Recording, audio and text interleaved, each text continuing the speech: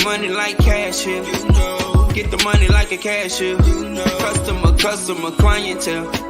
I was broke, that was last year. Getting money like cashier. Get the money like a cashier.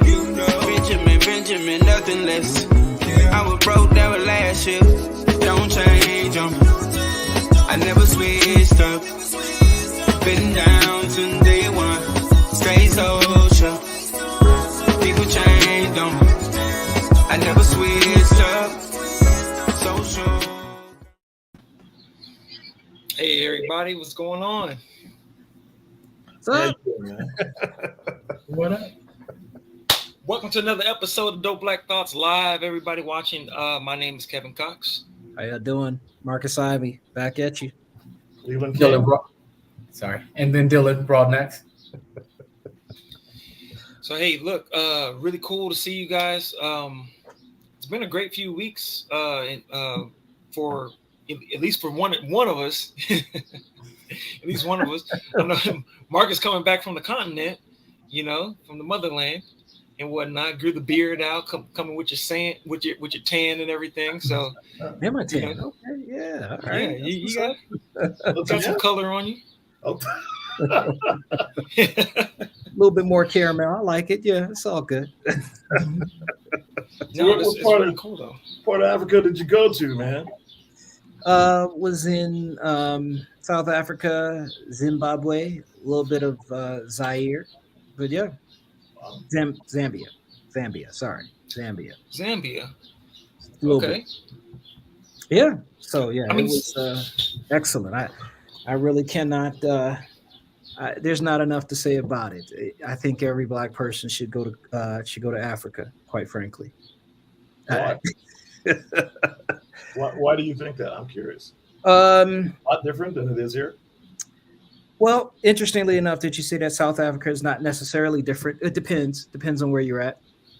If you are in Joburg or Johannesburg, or now, as the new millennials call it, Josie, if you are there, it is it's definitely a unique place to be because it is the largest city, let's say New York type city, that's not built on a coast. So it's completely landlocked. However, it sits on a 400 kilometer gold ring, if you will. Wow. Obviously, as you know, it has the largest gold deposit in the world. Wow. But it also has the largest diamond deposits in the world, as well as and then you look at the continent of Africa, has the largest gem deposits in the world. Africa is truly the land of the beginning, in the sense that these countries can be self-sufficient and they can make and generate income should they choose to, based off of their precious minerals.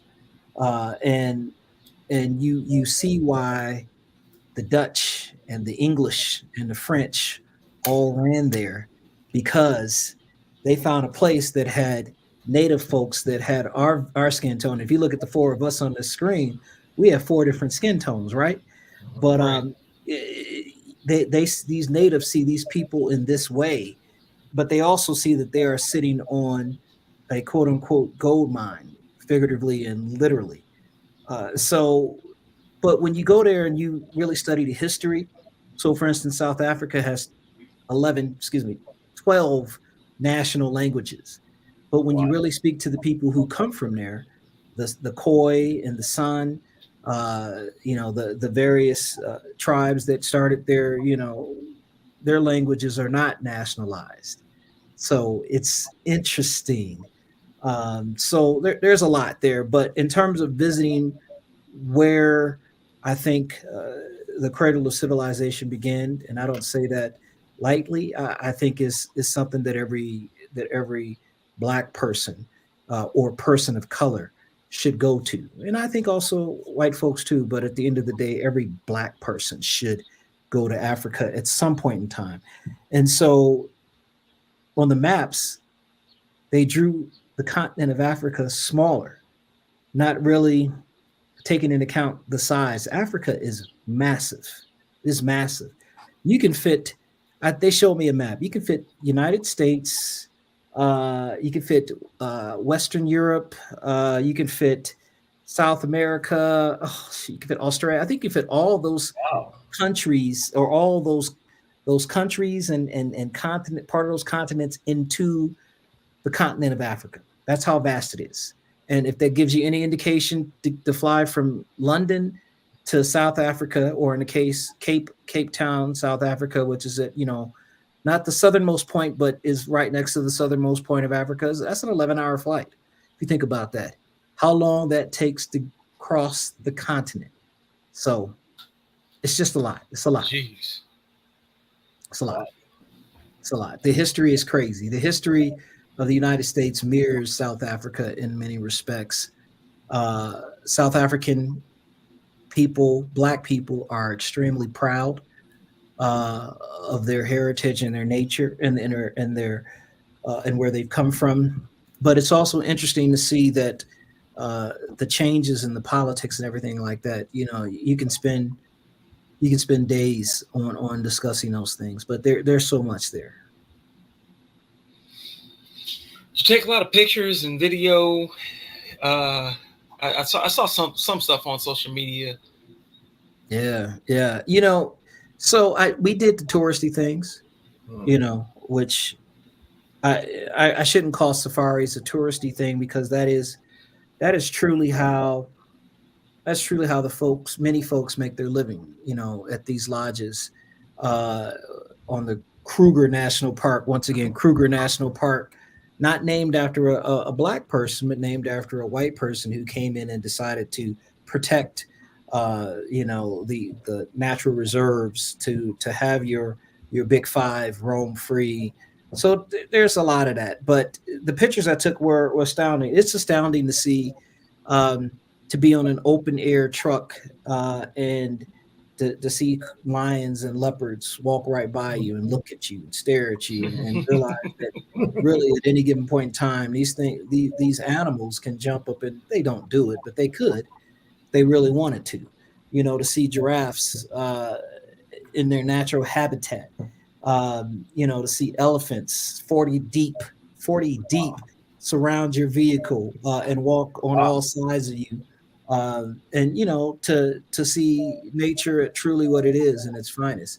So there's a lot, and so I'm gonna post some more, though. Obviously, I'm gonna post up some of the pictures, but it's true. You need to do a safari, not an African word, but you need to do a safari where you are out there in that wilderness, and you stay at a lodge where, in that lodge at night, you're not allowed to walk by yourself. You have to be escorted, because animals run. One of the lodges we stayed in, leopard came and decided to sit in the middle of the in kind of the foyer area, because they're all open, sit there. The hyena, one of our last nights, was out running outside of our very luxurious hut, but running outside the hut, you can pop out the door, that hyena is there. It's definitely different, and so that's another thing that you should do, because your guides, which is also fascinating, by the way. So Black folks are employed for the majority. They fill most of the spots, but the rangers, as they're called, the people who lead you on a safari, are not necessarily Black folks. They're generally white folks. But I really lucked out. We really lucked out, and I think our tour guide knew it, that she paired us with the Black ranger, who actually happened to be the lead ranger. He trained all the folks, but he was one of 4 or 5 Black rangers, which was really odd for us to see, because they're the ones who actually grew up there, and they talk to you about how this is the land I grew up on, and I was quote unquote poaching, but it wasn't poaching. We was living off the land. We killing the antelope so we can not antelope. They don't have antelope. Impala. We're killing an impala, right, so that we can eat, right, and clothe ourselves. This is how we were taught. They have cows. So they farm, things of that nature. but they're not the ones who are generally leading these things, because the majority of your people who are on these safaris, who do you think they are? White Europeans. people. Yeah, exactly. And so, but that was a real honor to be led by this gentleman. His name is Bethwell, and he's actually on his way to Colorado next this coming September. So we've invited him to come and hang out with us as well. This will be his first time out of the country, out of that continent, quite frankly. So, and I'm hoping that when he does come, that he'll be a guest on DBT, because I think he has an amazing story to tell. They actually did an interview on him, so I got to get us hooked up with that. But made some friends, absolutely. But it's different. It's definitely different. The white folks who settled there were first from they're Dutch. They were Dutch. They were, they came from Dutchland, if you will, and so they came there, and when they came to South Africa, they claimed it was unsettled, but it was. There were two different tribes that were there, black folks, two tribes there, and they fought the tribes, and they didn't enslave them, but they did push them off their lands. But there were fights there, and so forth. And so that was kind of interesting and unique. So there's a language that's spoken there that's called Afrikaans, which is not a language that's been developed by black folks. It's the Dutch's version of their language mixed with some African words. And that's what caused the major riot in the 70s, where students were killed, literally 15, 16-year-olds that were killed by the police, because the government said that you have to be taught the language that you're going to learn, and what you're going to be taught in school will be the Afrikaans language. So and so the black folks said, no, I want to be taught in my native language.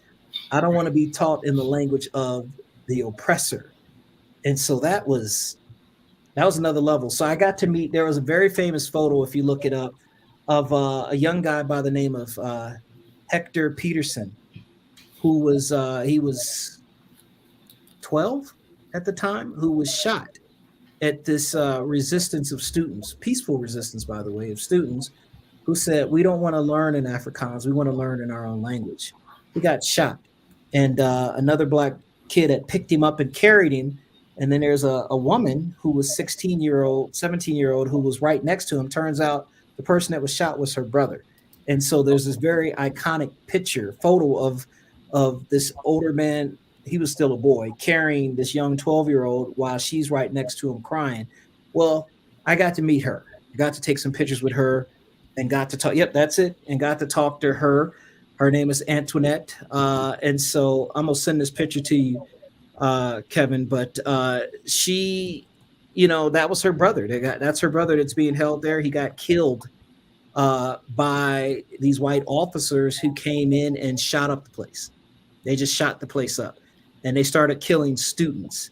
And if you can imagine 12-year-olds being shot by the police, is really what started the major riots at that particular point in time. Crazy thing. But I got to meet her, talk to her, I got to hear her story, and it made you emotional, because you realize that ain't nothing changed. Nothing changed. Is there opportunity for an Black American in Africa? I mean, we're kind of similar to some of the white folks as far as our learning and understanding, but we are Black. Is there opportunity for us? Like Isaac Hayes says, there's opportunities for Black folks in Africa. Is that true? Did you find that to be true? Well, so in South Africa, which is part of the corruption, that there's major corruption in Africa right now. But the problem is they're trying to make more opportunity for Black folks. So South Africa, after Nelson Mandela chose to serve one term. And quite frankly, that man could have served as long as he wanted to. But, they have their constitution says that you can only serve 2 terms of 5 years. So you can serve a total of 10 years. And Nelson Mandela had said, I'm going to serve one term. And so, but part of what he implemented is that anybody that wanted to do business with South Africa had to have a certain percentage of Black ownership, whether that is in the major levels of running that business, being a part of that business, employees, things of that nature. And honestly, it went sideways. So yeah, these companies wanted to do business with Africa, and so they would give kickbacks to the politicians. Some of these politicians are billionaires. In fact, the current president of South Africa, which is from the lineage of Nelson Mandela's party, the ANC, he's a billionaire. In fact, they just found $41 million in cash in his house. Wow. $41 million in cash in his house, which, by the way, is illegal. You can only have so much. I know it's crazy. You can only have so much money in your house. He had $41 million. So I think they're working on an indictment for him. I think they want to put him in prison, but the previous president just was given a 15-month term in prison, but only served 30 days because he's elderly and and he's in bad health, so they let him out. There's so much. There's so much corruption there. So to answer your question, it's probably not the best place to be, for Black Americans coming in because they're really trying to establish themselves right now, which is really where they need to be at this stage, and get ownership. As you can imagine, like it is in the U.S., those who come into the country and oppress the country, colonize the country, are the major shareholders of all monies, although they are the minority within the country. So it's no different, really, than a lot of places. Had you heard about that platinum mine massacre that happened in South Africa before? Yeah, we heard a little bit about it, but I really try to keep my nose out the news, and unless we were told by those folks who were there. And so, yeah. So that's one of those things. Funny thing about it is my father, who was with us, who actually we went there to see him. He's actually on Facebook right now. Should I send him a link for him to pop on? Hey, send him a link. But that'd be great if he popped on. But this trip was special because it was my father's birthday, so he didn't know that me and Stacy were making our way there. Who's Stacy? Stacy's my wife, and we surprised him with coming there, and so we got to celebrate his birthday along with Father's Day there as well. So that was pretty unique and pretty special in that aspect. And it was Juneteenth. But understand Juneteenth doesn't mean anything to the folks in Africa, because Juneteenth deals with the state of Texas and the last enslaved person being free. But Juneteenth was during that process, and that was definitely interesting. But quite frankly, South Africa knows nothing about Juneteenth. Well, look, but you know about Juneteenth. What was it like for you being there as an African American or an American African? Hey, however you want to really American Africans. That's the truth. You know what I mean? I don't know how you want to say it as a Black man. How was it for you with that symbolism, and you're actually in the motherland at the same time? Honestly, it didn't. I'm gonna be honest. Juneteenth didn't really mean anything to me there. Understanding the history, if you will, because I saw how the folks there are dealing with still their own enslavements, things of that nature. If you just realize it was like 50 years ago that, people were classified. You had to get a government card saying whether you were Black, colored, white, and there was a fourth, and I can't remember the fourth. The fourth was Asian. Those were the four classifications. The order of which was white's at the top. Below white is colored, which is generally mixed with white. And then you have Asian, and then you have Black people. Black people were the very bottom of that pole, if you will. So yeah, so that was unique, to be there and to listen to those stories during Juneteenth, if you will, was definitely unique in that aspect. So yeah, but that was quite something. And look who's popped in at the bottom. How would you compare the progress that Africans have made in comparison to African Americans? As far as Yeah. Well, my father's on, so let me bring him in real quickly. Let's pop him in. Yeah. You got that? There you go. Hey, Dad. Hey, how you doing? Mr. Ivy. This is very different. I appreciate that. Thank you for the opportunity. Yeah, Thanks for popping on, sir. Big Ivy. I don't know which camera I'm looking at. Okay. Yeah, which camera are you going to Right do? there. There you go. I got two cameras going. Okay. Cool. So this is my father, Lee Ivy Jr. And Dad, this is Kevin Cox. This is my partner with DBT.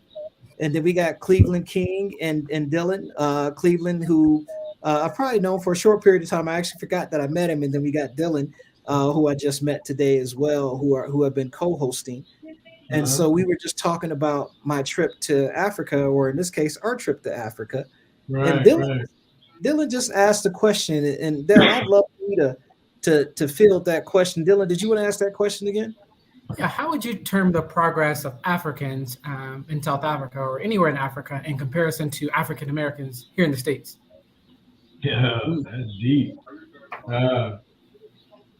My take is this is my second trip to South Africa. The first time it was like when we arrived, excuse me, when we arrived, we were met by Africans. They was excited that Black people actually came over to Africa because they would always see white people, but Black people never traveled because of the cost was so expensive. But they were excited to see us the first time we were there. They treated us like kings. The second time we were there, I think it's the same appeal, but I think the upscale of South Africa has changed since the last time we were there, back in 2014. So it seemed like apartheid is still a hidden situation. It's still going on. It's like hidden racism here in the States. We saw more Blacks or Africans working as servants or service industry, very few whites. So I think that's still prevalent. Even in the U.S., we still have that same situation, even though there are whites involved in the service industry, but it's just dominant in South Africa. Yeah. Literally. I think we're still the lower class, even though they seem to be free, but they're not free. So I don't see much change in that respect, but South Africa has grown since the last time we were there. So it seemed like more places available to go, more things to do, especially in Cape Town, which the last time we were there, we couldn't go on the square. It was cordoned off and we couldn't get in. But this time around, it was very nice. I don't know if that reminds me. It brings a thought to my mind, because you said like hidden apartheid and they're free but maybe not as free. It reminds me of a statement that a lot of Black people in America say, free-ish since 1865. Exactly. You know? Yeah. Yeah.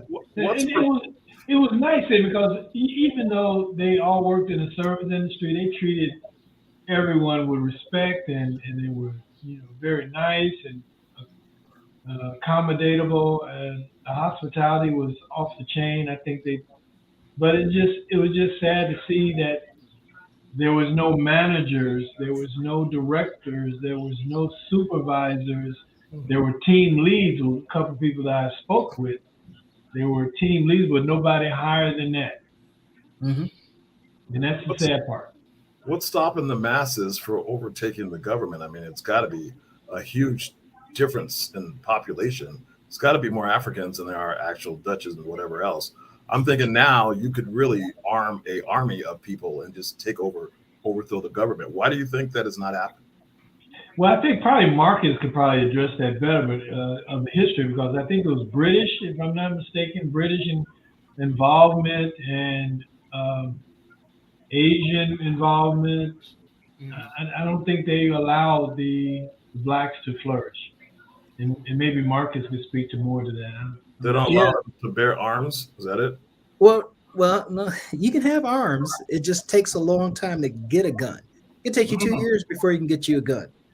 In fact, the first place that we went to a place called Bushman's Clough, and our staff, the leads of the staff was a white woman. Her name was Zenobia. She was very nice. She was great. Yeah. The number 2 in charge was another white lady. Her name was Tarin, and then below them you had the maid, and you had our chef. His name was Vessel. What was our maid's name, Dad? I can't remember. I want to say it starts with an N. Yeah, in a minute. And that's terrible. But interestingly enough, when you listen to them and they talk about the history, and then as we went to other locations and they talk about the history, there was a big uprising. There was a big uprising to where the black folks said we had enough, and so they started to actively resist. There was one point in time where the government made it illegal for you to quit work. You got to work. If you don't work, you could be fired upon. And so we saw that long struggle, and then that also led to Nelson Mandela being freed and things of that nature. There was major unrest, and so they did. However, the reason why you don't have the majority of the black population, by the way, which outnumbers the white population, at least in South Africa, it was like 1 to 4. It's the black folks completely outnumbered. But part of that is because when Nelson Mandela came out, he said he wasn't there. He didn't want retaliation, although they could have did that. He wanted, they just simply wanted to have the same rights. And he say it again. They don't have the same rights. They do. It's just that I think folks are stuck in ruts with the same. If their parents were in the service industry, they in the service industry. So getting folks to think outside that box is probably not the easiest thing. But Nelson, lack of education. Well, they can go to educate. They can get their education. They can go to university. They can do it for free, as I recall. But the only caveat to that is that they have to be sponsored. What I learned, yes, they had to have an actual sponsor even to get into the university. They just couldn't go apply and go. Yeah, so sponsor like that. What kind of sponsor? What kind of documentation do you need just to go to school? Yeah, that was a deep subject. I mean, I was talking to somebody at the Bushman Clough. I think it was what's her name? The lead woman. I can't think of her name. Zenobia. Yes, Zenobia. She was saying that her staff, she had another reserve. One of her cooks was going to school for culinary, and she had to actually fill out the paperwork as a sponsor to allow him to go to culinary school. It's almost like I give you my permission kind of sort. That's what kind of got me going. And I kind of took aback of that. And I said, oh, man, I think I would have, I don't know if I would have had an uprising or a march on the school. I don't know. So I need to bear arms with that situation. You have to get the permission from the oppressors to go to the school. Is that what you're saying? Apartheid, like I said, apartheid is still prevalent, but it's hidden. Yep. That only applies to the Africans, Black Africans. So, oh, wow. Yeah. Now you and I go over there and go to school, no problem. Sure. African is a different situation. Exactly. That's it. And then, of course, the colors, which is the mixed race, they seem to rule. If I'm a light-skinned colored person, I could probably work as a director or manager in any of those facilities with no problem, because color in South Africa has a lot of power because of the mixture of races, almost white. So, as opposed to an African, no. Exactly. So now, wasn't there an epidemic of white people having their land taken back in the last few years by native South Africans? Because I think I've heard a few conservatives talking about, well, hey, no one's talking about how many white South Africans have been victimized and had their land stolen by black people in South Africa. I've heard that. Is that really something that's going on? Or did you see or hear anything about any of that going on out there? well, Go ahead, Mark. epidemic is not the right word, I guess. Well, you have to understand the land was never a white person's land. It was always black people's land.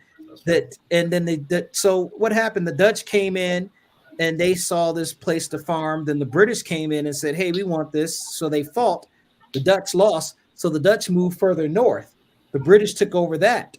And then they saw that the Dutch were having success in these northern parts. So the British wanted that, kicking the Dutch off their land that they took from the the Sand people who were nomads, who were farmers.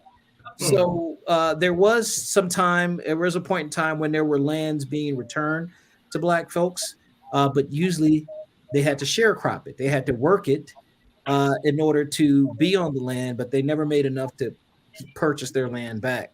But there was some of that going on, but it's not to the stage where it should be. At the end of the day, I think, as my father said, there's apartheid there. It's just quiet. But the problem is that black folks, I think they want their land back. But in order to get it, I think it would take war. Yeah, and a lot of money. And a lot of money. Yeah, a lot of money. Well, that's what the whole apartheid is about, where all the whites moved all the black folks out of their homes downtown Cape Town, totally wiped out. If you didn't move, you got killed. Yep. That's it. Is that what's considered to be ethnic cleansing? That sounds like a nice word for it. Okay. Genocide. Well, but okay. That was killing whether they moved or not. That's right. This particular situation, they were given a choice to move. Yeah. And some of the blacks lived in some very nice homes in Cape Town. Very nice homes. And in Joburg.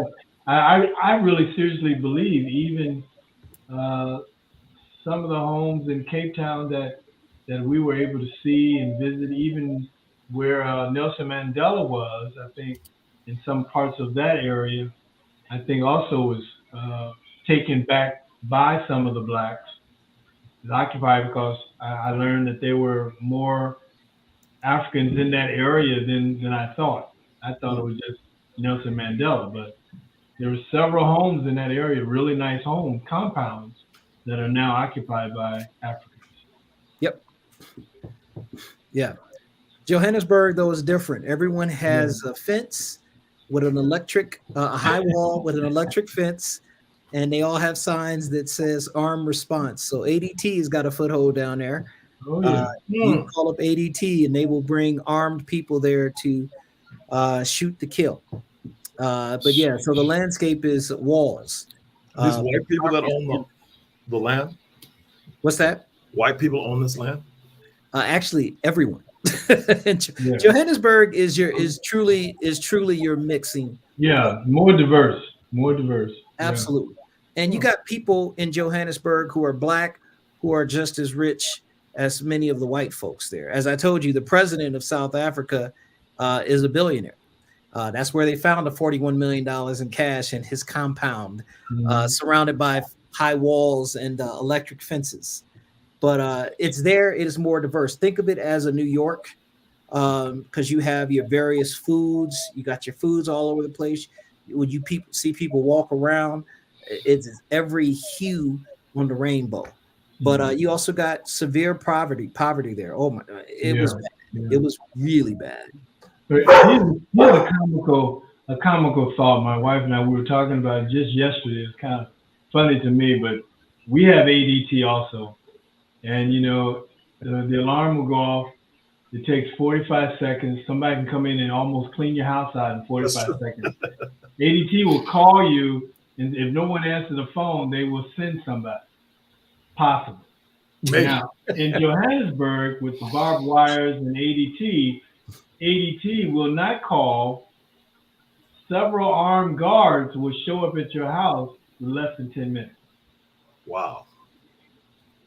That's a big difference with ADT. I said, I wanted to call ADT today, matter of fact, and I said, well, why can't y'all do this in like you do in Johannesburg? But that might not be true. That probably cost me more money. I don't know. Huh. How far removed is Johannesburg from the wilderness? I don't know. It's almost like being in New York in Johannesburg, wasn't it? Absolutely. It was New York, essentially. Okay. They're far removed from it. Minus the big old hills where they used to dig all the gold out, and they created these large hills all across the city. But it's removed. Cape Town's removed from the wilderness as well. When we flew into Cape Town, we had to drive 3 hours away just to get to the bush, you know. So it's got some distance. So there are no rebel groups, because that's kind of surprising that there's no uprising of any kind that is trying to take anything back. Because even in the United States, you have these these militia groups that threaten different stuff, and some of them even try to take over the capital as of recent. I would think that same type of thing would exist in Africa, except for Black folks. I know you said it's hard to get a gun, but usually if you really want a gun, and maybe it's different than it is in the United States, I'm sure it is, but there's usually a country that supplies you of some type of munitions in order to take this on, because all countries are not happy that one country might be doing better than the other. It's just kind of natural, it seems like, in the world politics. So then you said there's no militias at all, or armed groups that would. I would doubt if there isn't, because we saw armed guards pretty much every place we went. There was somebody in a uniform with a M16 or rifle. So I wouldn't doubt if that exists, but to my naked eye, I didn't see that.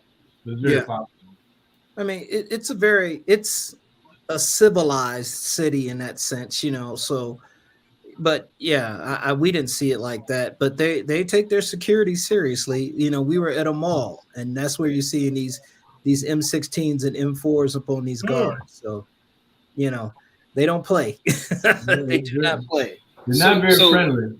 Right. Are you hearing about mass shootings, school shootings, rebel faction? No, so you're not hearing about rebel factions. Not in South Africa. Schools aren't. Okay. Oh, no. Wow. Well, South Africa is very well developed. It's not a third world country, so yeah. What about like guns per capita? Do you feel like everyone around there has their own gun? You said it takes a long time, so they don't all just have a gun, like in their pocket or open carrying, or one in their car, or everyone like one on the back of their truck, and they somehow manage to secure their schools and avoid mass shootings. It's like here in Texas, you don't know if they got a gun on them or not. Everybody's got a gun. Everybody got a gun in Texas. That's true. Everybody. I mean, in South Africa, you feel like everyone has a gun in South Africa? I wouldn't doubt it. I wouldn't doubt it either, but you don't know. You just don't know. But it takes a long time to get a gun, So because, by the way, you have to do background checks, a mental health check. You got to get 5 letters of recommendation as to why you want the gun, right? Why you want the gun. We instituted that in the U.S. And the reason can't be a lot of people. Right. And the reason can't be self-defense. You can't say, I want the gun for self-defense. No, you got some other reason, and you got to have 5 people to vouch for that. It takes a lot to get a gun. You got to interview it. They were going to ask you some coons, they don't know what the difference is. They won't know what a coon is. They ain't never hunted in their life, Okay, we could have gone into multiple directions with that. So DBT there. My bad. Raccoons, ladies and gentlemen. Okay, I was in the other direction. I didn't put the rack in the front. So yeah. I used to go hunting for some raccoons. Okay. Oh man. Yeah. Exactly. So I have some relatives in Louisiana. They may have some squirrel that they may be hunting, or or Exactly. something else of that nature. Well, What is some South Africa got a lot of delicacies? places they can hunt, so very possible you can say, "Well, I need it for hunting." No Yep. problem. Yeah, talk about some delicacies, some great food you guys might have seen or had. And you got the best foodie person on the panel right there. I in the know. corner. Marcus. Hey, the food was great. Let me tell you. Number one, I had no issues eating. So we ate. So let's start with we had impala. We saw an impala every day, pretty much on this Every trip. So we got to eat impala, which was, by the way, was pretty good. What it Then they tastes like? have these little bitty deers. They're like miniature impalas called springbok or steambok. Yep. Springbok. We got to eat those. Delicacy. Very good. But you know what? They love their beef. They really are prideful about their beef. So they had good beef there, but we also ate, I don't call them zebra anymore because even they call them zebra. So we ate zebra. That was unique. Cow's head was unique. Did you try the cow's head? No. Okay, I didn't think.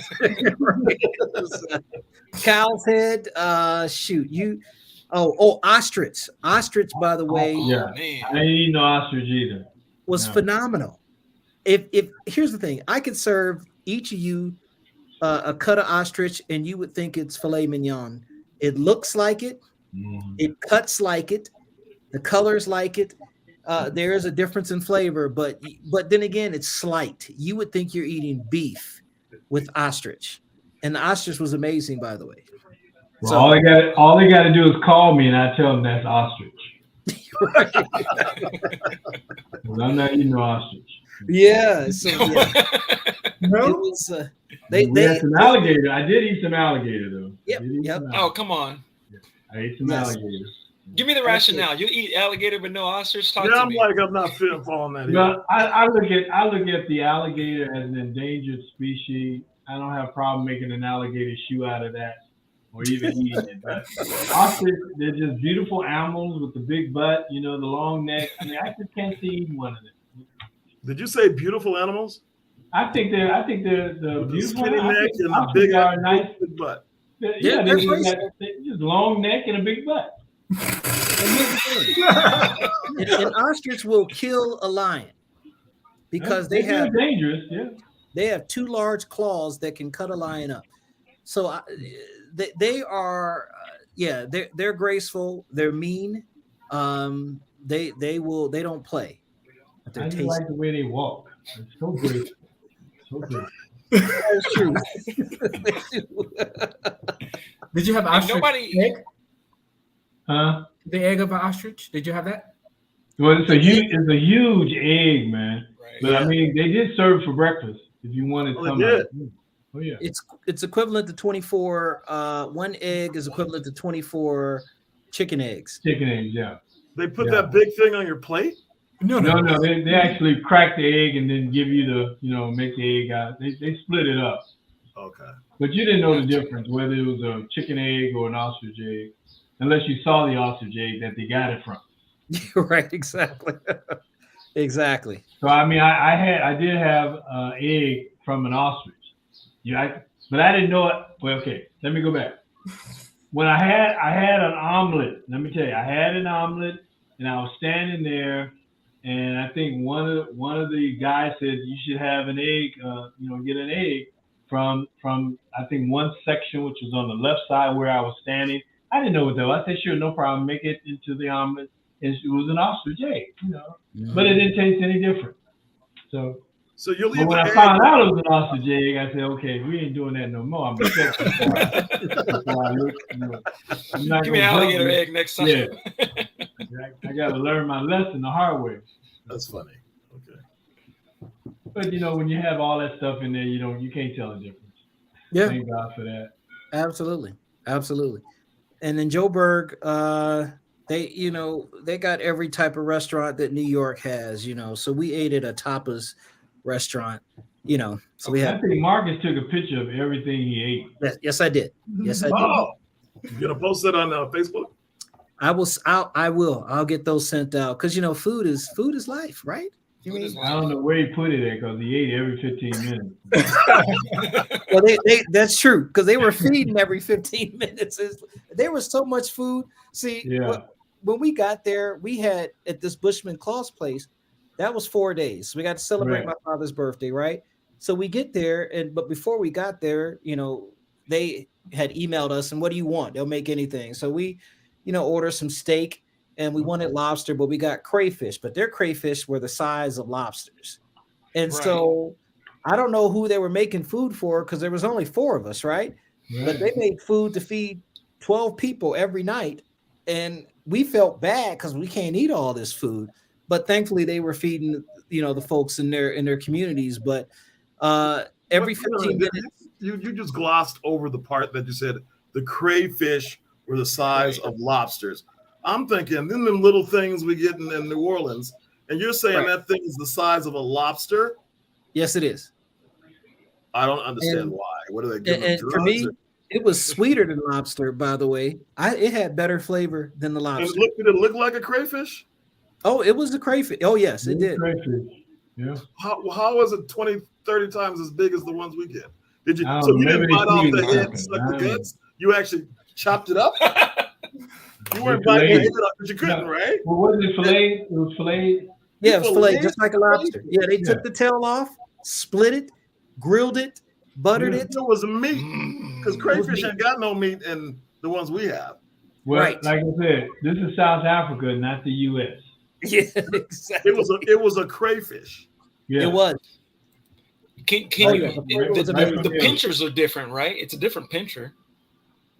Right? Well, it's got the crayfish type pincher.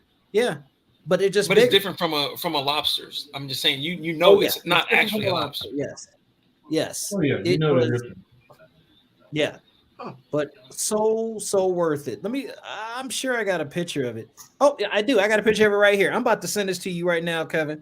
I'm gonna send it to you Where you on sending I'm gonna send you on crayfish. on the crayfish picture. I'm wondering.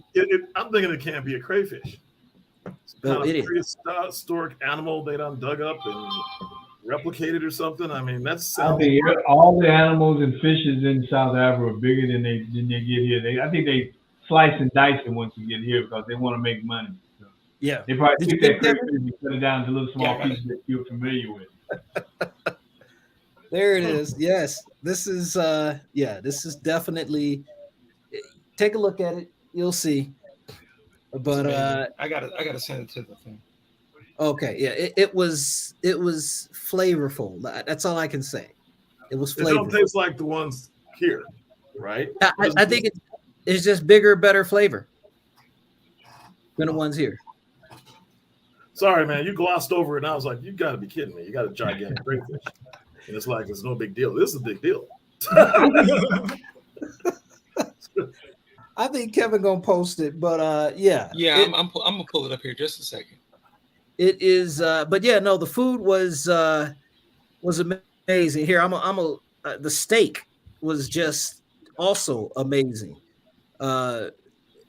Just everything about the food that we had at Bushman's Cloth was excellent. How many fish are there? It was like 4.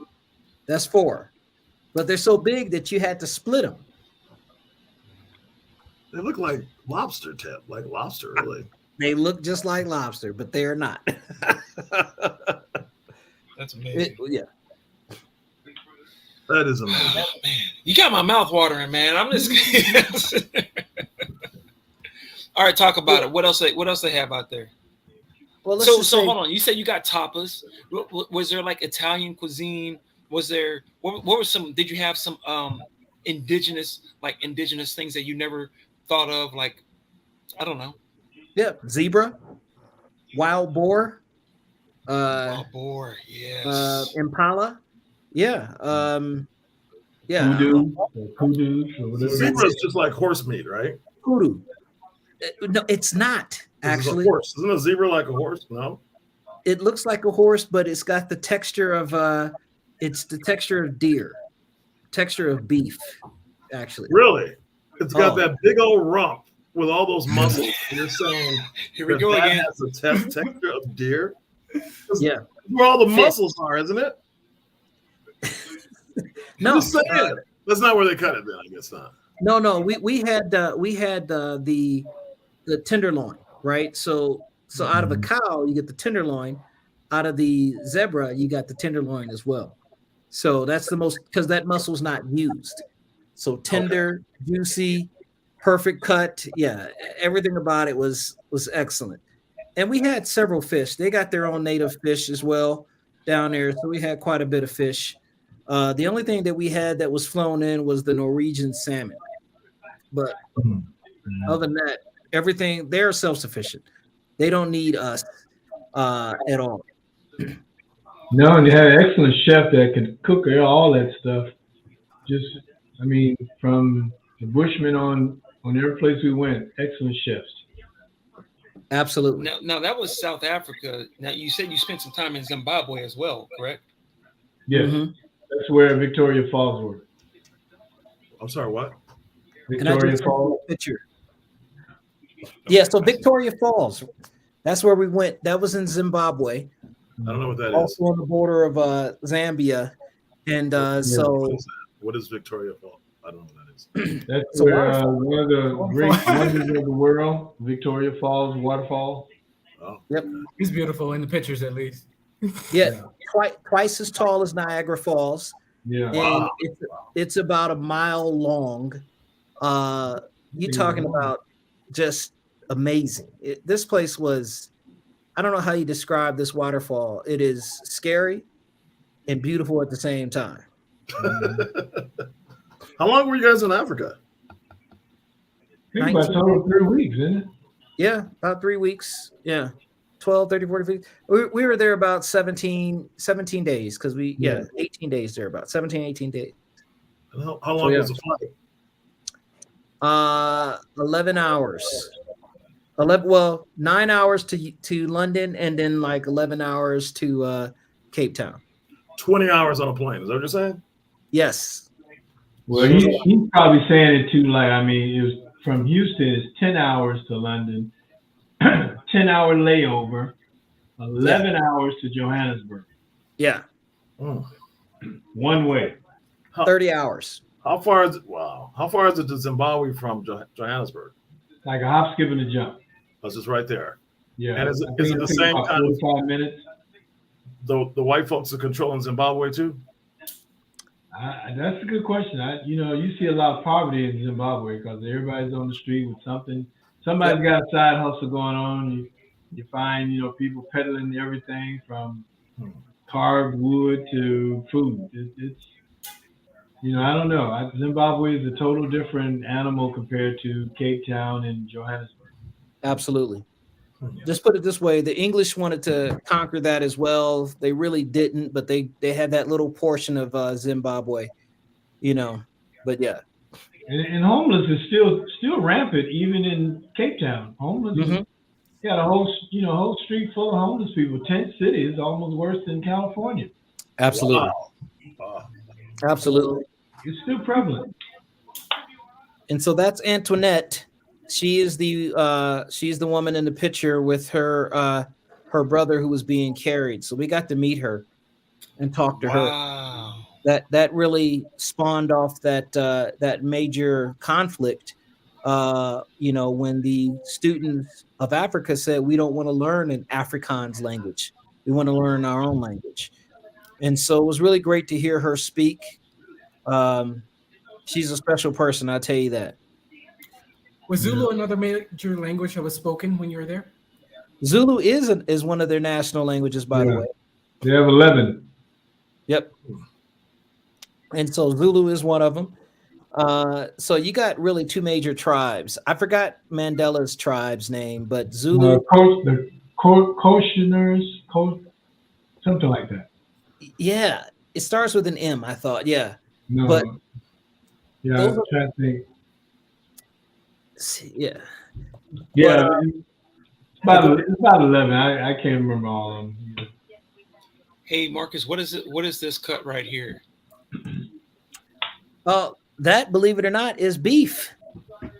They are prideful. of that is cow. That's the cow.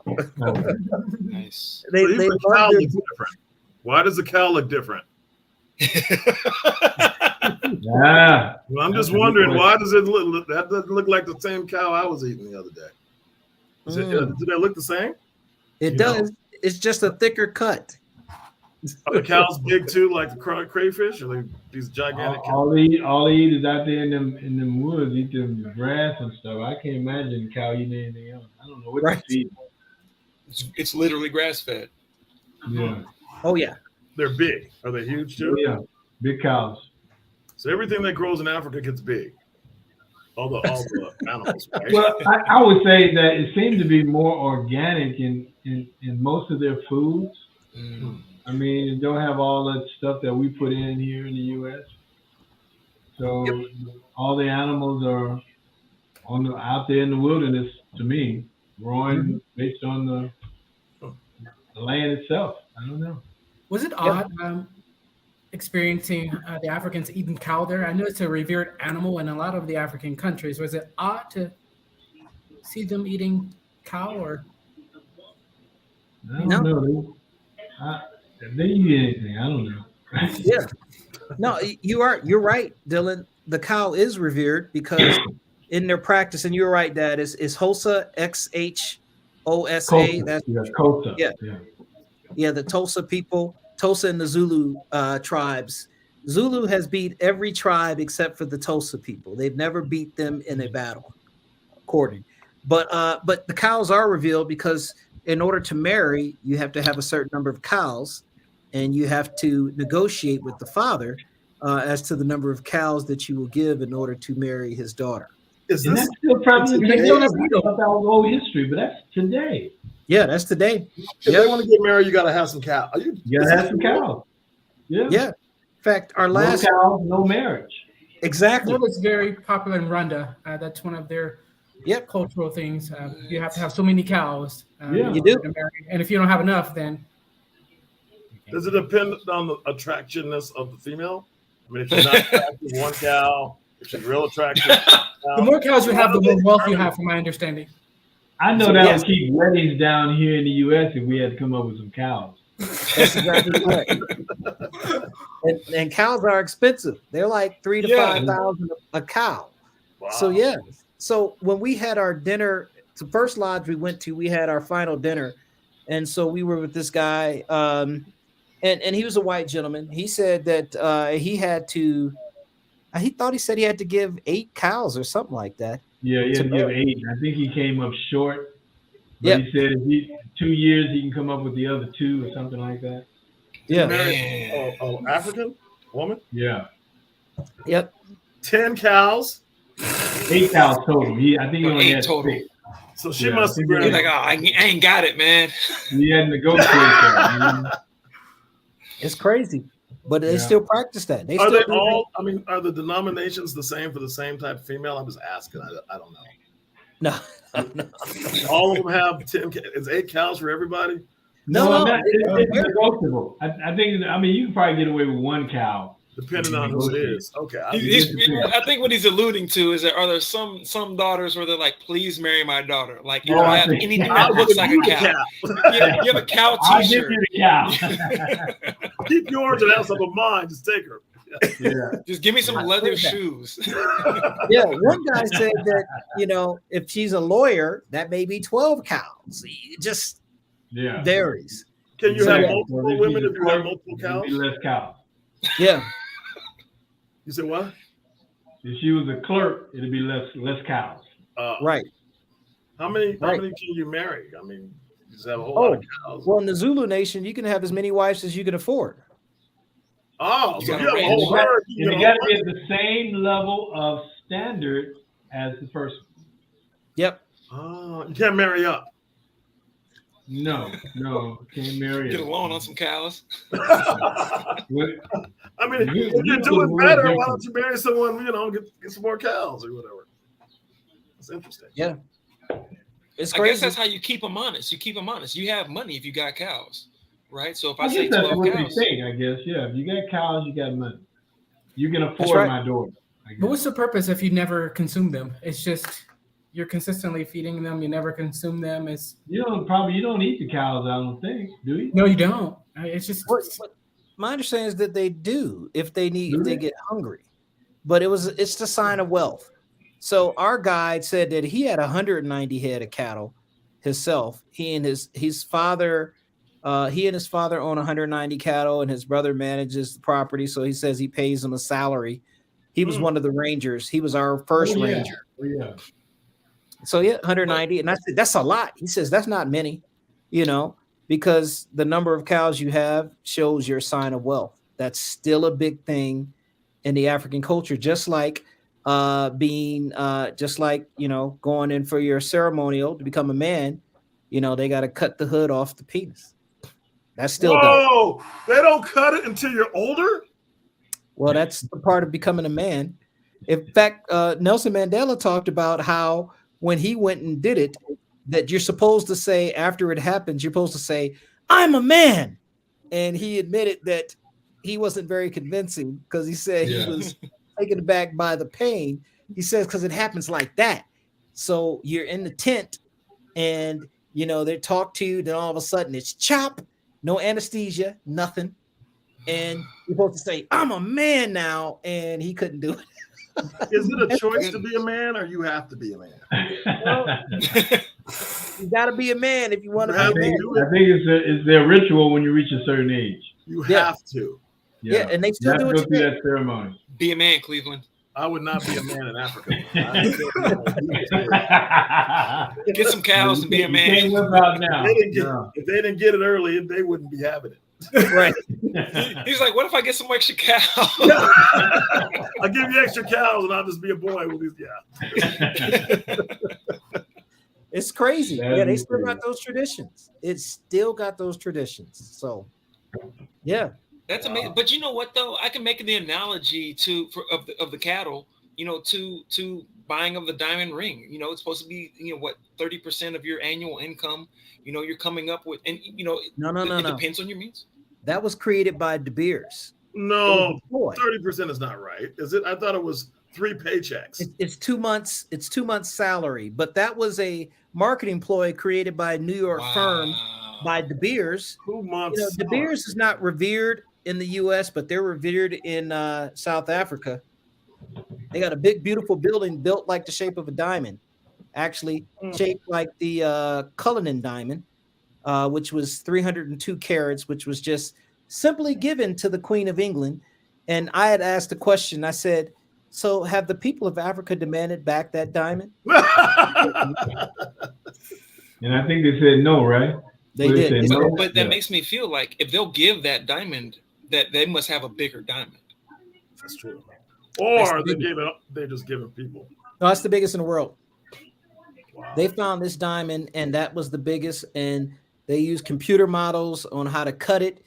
The guy said, "I know there's a 300 carat diamond in here," and they found it. Right now, it's priceless. They can't put a price on it because no one would buy it. Elon Musk might. Well, let's just say that Africa has riches, and folks know that. Yeah. So there you have it. I mean, look, guys, we're gone over by just a little bit, and this has been super interesting. Just delving into the specifics and interesting facts of your trip to Africa, and I'm sure we could talk for another hour, and maybe we might, about more interesting stuff about Africa. Mr. Ivy, thank you for coming on. Impromptu. Hey, no problem. I appreciate it. Thank you. Anybody got a dope black thought they want to? If you would, sir, you're our guest. Please, do you have a thought that you want to leave everybody with? Do I have a thought? So that tradition is, the show's called Dope Black Thoughts. So all of our people that come on, and it don't matter their color, don't matter their background, we ask them to drop a little word of wisdom. We call it, give us your dope black thought, before, that you leave with everyone. So do you have a dope black thought to leave with the folks who are watching out there or who will see this over the next several months, Well, I might be traditional, but I guess I kind of try to do this often. I try to live in the moments that I'm in, because once the moment is gone, you can't get it back. Mhm. So you try to do your best to be open-minded, wise, and perceptive, objective, fair, and honest to the best of your ability, and enjoy the moments that you're in. Hug, tell somebody you care, make the best of it, because once that moment is gone, you can't get it back. And that's what most people regret. I mean, when I didn't say something I should have said, or I didn't do something I should have did. But if you think about doing all you can now, then you don't have that problem going forward. So that's kind of where I am. Here, here. There it is. So give the love, give the peace, keep stepping, keep it moving forward. Absolutely. Guys, everyone out there in the audience, I can't think of a better dope black thought for us to finish out on. Everybody stay right there. We're going to end the show on that dope black thought. So I appreciate it, y'all. All right. Peace. Peace.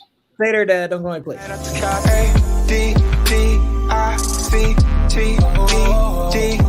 What is love? It's a drug. Let it rotate, just to hit back in it. Calling me an Uber just to hit back in it. Get the cash out like pay, I send it. Is it really worth the wait? I don't get it.